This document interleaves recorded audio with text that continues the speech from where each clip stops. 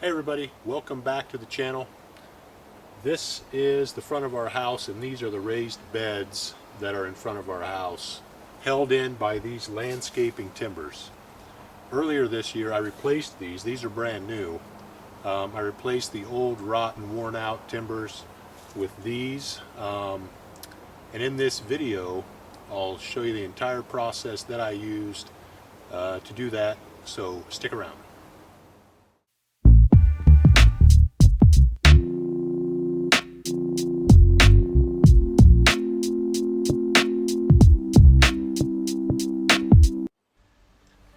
Let's get to the video right here. This is the old section, a section of the old timbers that were still in place, and this part I'm still in the process of tearing apart. All along here, it was pretty easy picking to get that much removed, but there's still chunks in there that I'm gonna have to get dirty and pull out of there. The section on this side I've already picked the old stuff out and cleaned it up good enough, and you can see all the root and some of the plant material that was growing into and through the old timbers. So I tried to be as careful as I could picking the old ones out. Here's the new product, the new timbers that are going in. Those came from Home Depot and Lowe's. There was a run on these things apparently, because I had to go all over town trying to find them, and the ones I did find were, warped in one way or another. So I kind of got the junk pieces that were left over from everyone else doing their own projects. I think this was during the COVID pandemic, so everyone's doing their own home landscaping at the same time, and so they were hard to find, and plus I didn't really know what they're called. Lowe's calls them landscaping timbers, but that seems like a pretty generic name. Like there could be a lot of different timber type products that are used in landscaping that you would call the same thing, but they would be different. A guy at Home Depot also called them cherry rounds, so that could be a common name used for the same things. They have that red stain on them, and that stain wears off easily.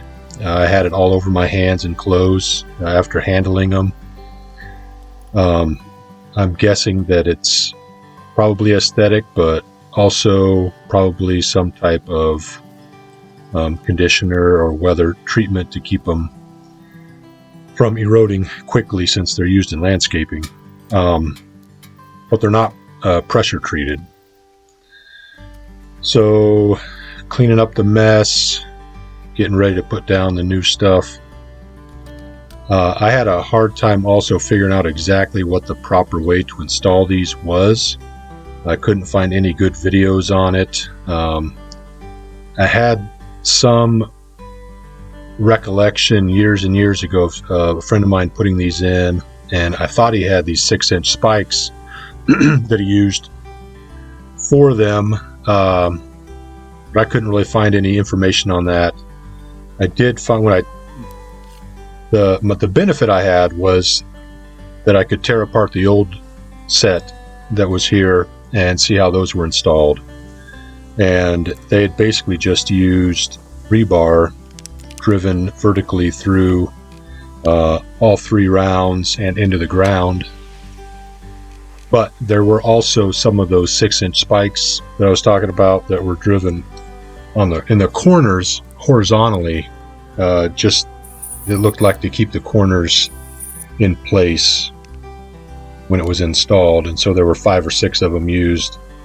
Like I said, horizontally driven into the corners. I didn't use those. I figured these are probably good enough. I just used the same 24-inch long rebar lengths that I pulled out. I just put right back in. Had to clean them up a little bit, pound some hardened mineralized gunk off of them, but put them right back in. And they used, these were 3/4 inch diameter rebar that they used, whoever installed the original timbers at our house, and I don't know how long ago they were installed.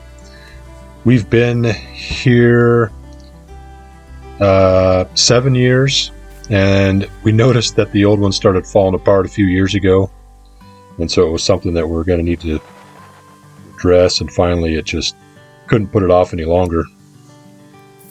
I did also get a couple of bags of gravel to help shore up the bottom layer, to try to make them as flush, give them at least something solid to sit on, and to shore up any ends that were unstable, and to make it as flat and level as possible.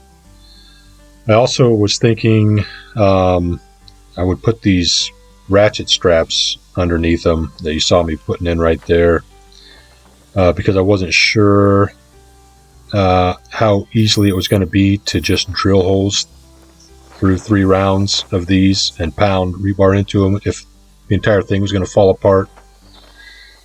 And part of that thought was that I did find a video online. Someone was installing these, and they had put 1 or 2 rounds in, and it showed what they had left, and what they had left was a bunch of rebar sticking up the top. And so I wasn't sure. Made me think that maybe some people install these by, you put the first round in, pound the rebar in, and leave a bunch hanging out the top, and then you'd have to pre-drill your holes on subsequent rounds and kind of thread them on top. That seemed ridiculous to me, like a lot of extra work. So luckily, just drilling a hole through all of them and pounding in rebar worked just fine. I didn't really need those straps that I put down either. I just held them in place, as you'll see here shortly. Yeah, just held them in place and drilled the holes.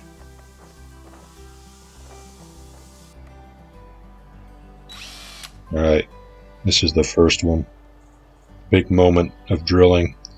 Also, I didn't have the right drill bit. I didn't have an extended length 3/4 inch, so I had to run to Lowe's during the middle of this and get a 3/4 inch extended length drill bit.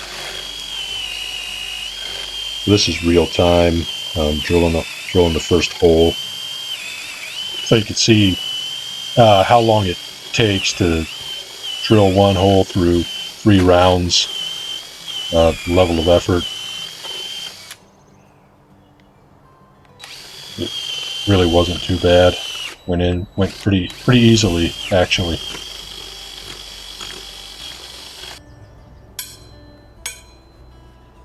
And now the second moment of truth.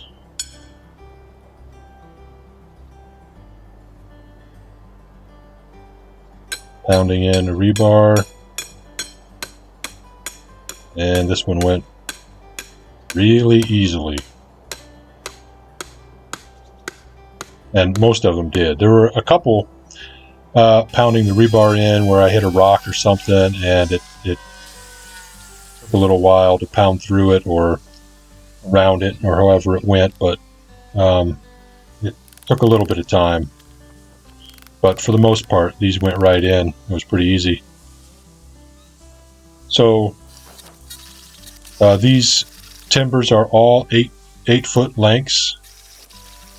That's all they had available. That may be all that they make these in. And